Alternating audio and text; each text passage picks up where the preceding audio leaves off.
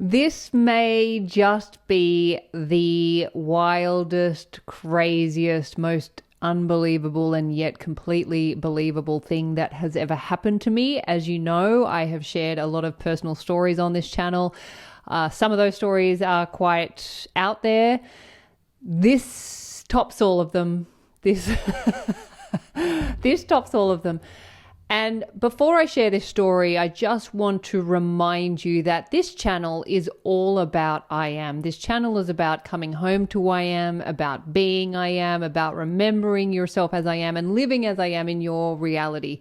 So this channel is a frequency of I am. It is tuned into the frequency of I am. And what happened to me yesterday, I'm just going to turn off the heat because I do not need any more heat to tell this story. I'm already heating up. But this is all about being in the I am frequency. And what happened yesterday just took this to another level. So I'm just going to stop with this intro and we're going to get into it. My name is HDz&x. I am a law of assumption coach helping you to remember who you are, which is the infinite I am of your reality. If you would like to know more about me, you'll find those details in the box below this video. I have one-to-one coaching.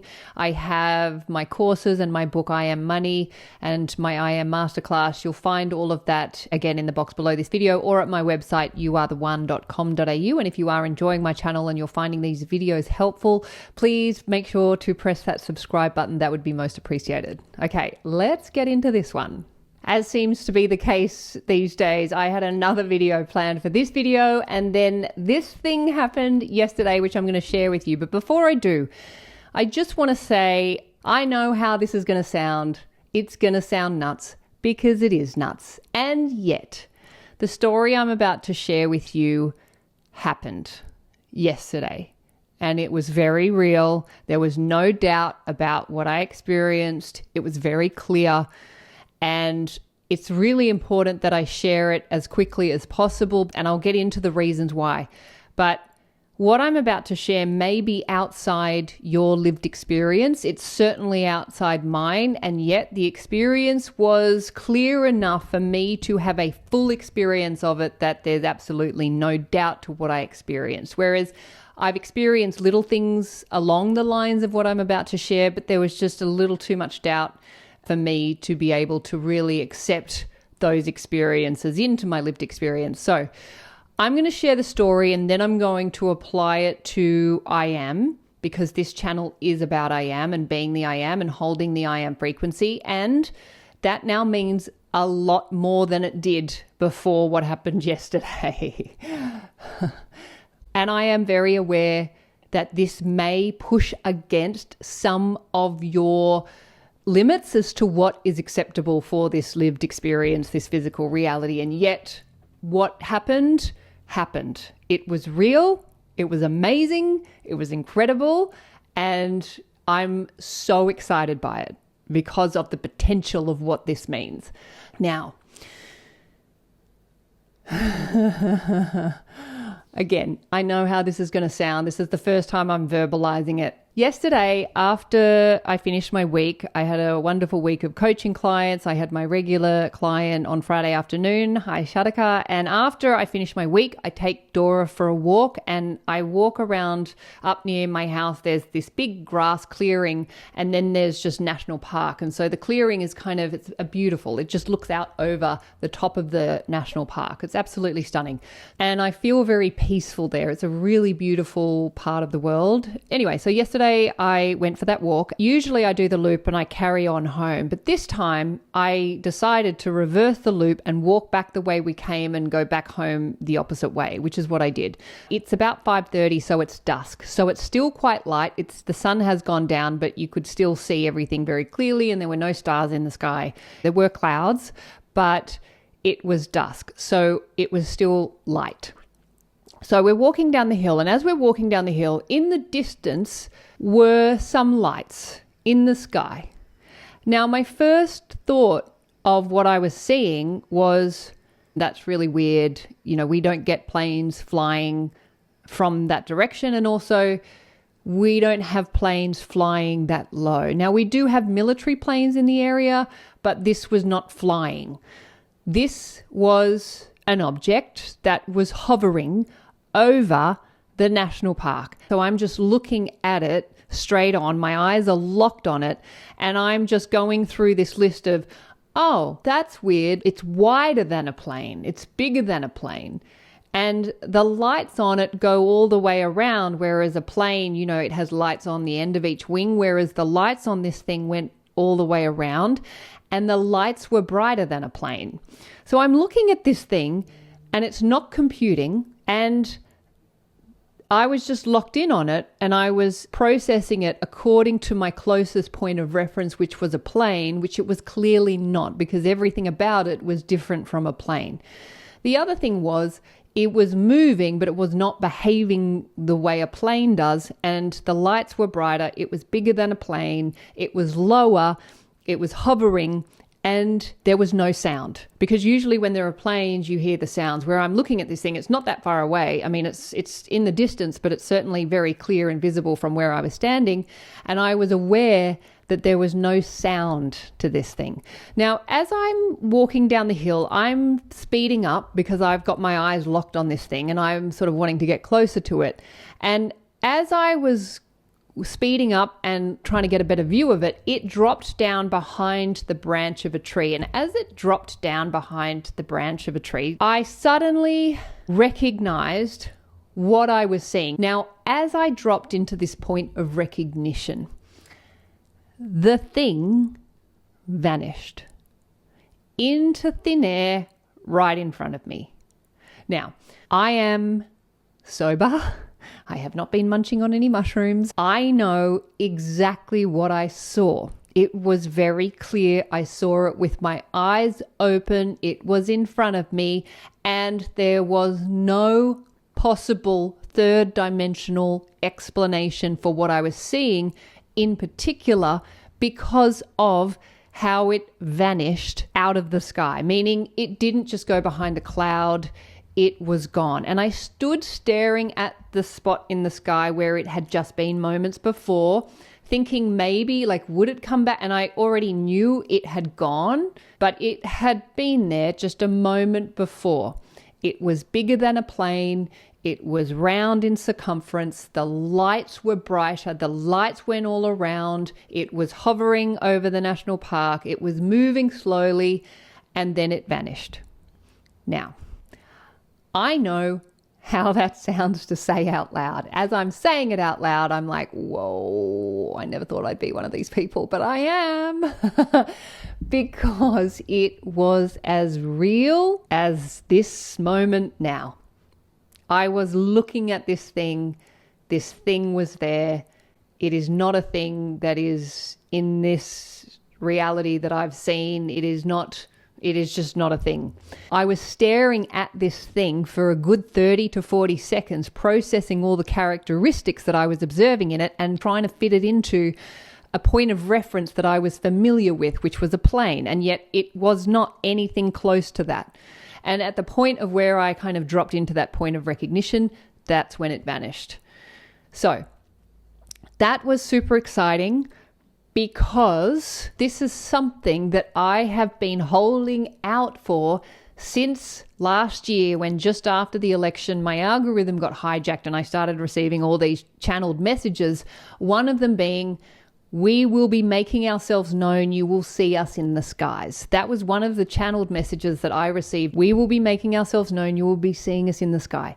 The thing is, over the last 6 months, I have seen a lot of very unusual activity in the sky. I have been in that area because I take Dora on that walk regularly, and I have seen a lot of bright lights. I've seen light flashes. I've seen a lot of things, but it's been too quick for me to process. There's been too much doubt. Whereas, like, you know what? Yes, I know what I just saw. I just saw some very bright lights. I saw some very bright flashes in the sky, very unusual things, but it was all too fast.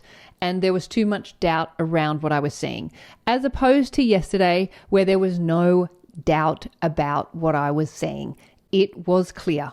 I saw what I saw in the sky. What I saw does not exist in this dimension. And as soon as I recognized it, it left this dimension. It vanished. It didn't just go behind a cloud. It left the sky.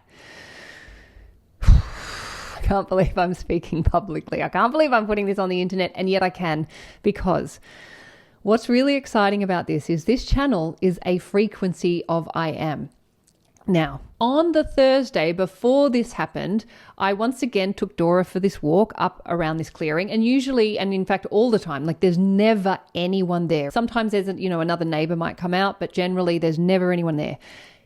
Thursday, so the day before this happened, I went up there and there was all these people, like there was more people there than there's ever been. And there were these two motorcycle riders, and one of the guys was on his motorcycle and he was on the grass and he was just riding really slowly in circles on the grass. And I was like, what's this guy doing? This is so weird. And the other guy was just sitting on his motorcycle. It was just really weird, and I was completely weirded out.